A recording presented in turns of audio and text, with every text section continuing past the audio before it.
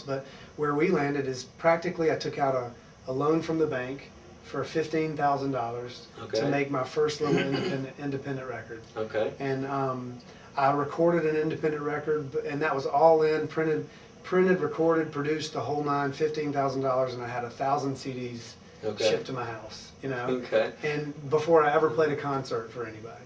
That's And that was the great. odd thing, and the odd thing about that, and maybe it was kind of backwards compared to how a lot of people do it, was my dad was very, sort of my financial consultant at that point, and more than my dad was just saying, listen, practically, if you're going to start a business, you need to have a product to sell. You need to have something to leave people with, because your product is yourself. Your product is what you do when you go to present what you're doing for people, but you need to have something to leave with them so that they take it home, and then somebody else may hear it. It's basically your perfect marketing tool is this CD that you've got. It is. is. So I would go play concerts for free. I would go anywhere they'd let me come play, little coffee shops, wherever. And I might go drive, an hour to some little city, some little coffee shop, and play a concert for 50 people or 25 people, whoever was there. And we might sell 10, 15, 20 CDs. Yep. And so all of a sudden a $15 CD selling, 10 or 15 of them, I've got 150, 200 bucks that I Yep. made that night. And Yep. so I started paying back all that kind of stuff, and slowly but surely the little opportunity, actually pretty quickly, certain little opportunities just fell into place. And practically taking these practical steps, I bought my own little sound system with the first little money I made, so I could truly go play anywhere. I didn't have to go to just little clubs and coffee shops that had sound systems. I could bring my own in and set it up and run it from stage myself. And it was really mom and pops. I booked my own shows. I fulfilled CD orders. That was practical. I had little. This was long before internet email was really spreading rapidly, sure. but I had little cards on my table. People could fill them out with their address and do orders, or just I would get an address thing and I'd send out flyers to people, and sure enough, orders started coming into my P.O. box that I had. See, so, I love this story, Bebo, Right. for a couple of reasons. Because, first off, you brought up a good point, and it's again one of the things that we're really emphasizing with 123Smarket is personal branding. right. Right. It's each and every one of us. You, me, anybody that's out there. We have a brand. Right. And maybe it's not a good brand. Right. Okay. Right. Okay, but we're responsible, and we can manage our brand. Right. As long as you acknowledge that it's out there, and it's really how people perceive you, right? And what you represent and what your values are. Right. And if you go out and you extend yourself and give away the value that you bring, go play in a music shop for free, right? And all of a sudden that brand starts to proliferate. And, and now with the internet, I mean, it's completely changing the dynamics. It's an entirely different world now with the internet. And truth be told, what I was doing then was in place of what the internet does now. I mean, in other words, having that CD, I couldn't just have music online available for people to listen to, because that didn't really even exist at that time.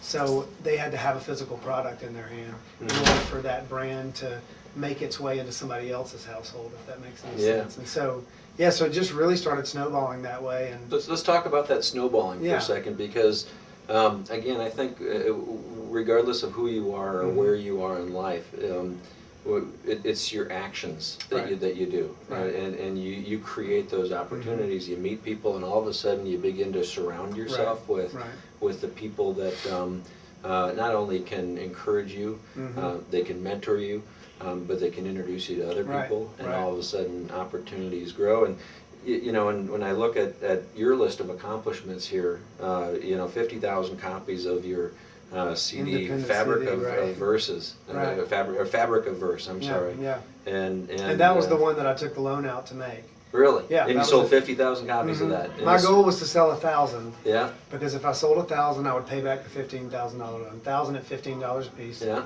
Pay back the loan. That was my total goal. And when I released that CD, like you said, opportunities and things like that, a friend of mine who I had a relationship with asked me to come play at a camp out in Colorado where 400 high school kids and college kids were going to come through each week. I was going to play for 4 weeks.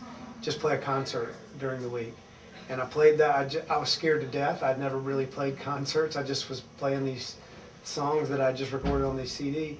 And we sold, those 1,000 CDs sold in that 1 month. And so all of a sudden, I had to order 5,000 CDs, you know? Sure. And what was unique about that, again, following these opportunities, is that because those people that were at that camp came from all over the country to this one place, they took CDs back with them all over the country. And so all of a sudden I started getting phone calls from Texas to, hey, come play this, our youth group in Texas, or somebody come in saying, hey, come play our FCA at University of Texas, or somewhere in Nebraska. And so I literally got in my little Subaru station wagon with my sound system loaded in the back, and my CDs, you know, there, and I literally drove around. And so I would tell people first, yeah, I'll pay if you'll just pay my mileage. You know, knowing that I'd sell 50, 100 CDs maybe that night. Then I suddenly got to where I'd say, okay, I'll pay if you'll pay my mileage and pay me $500. And so you could slowly build, because demand started to increase, and I had to start having people help me with shipping orders, so I had to pay for other people.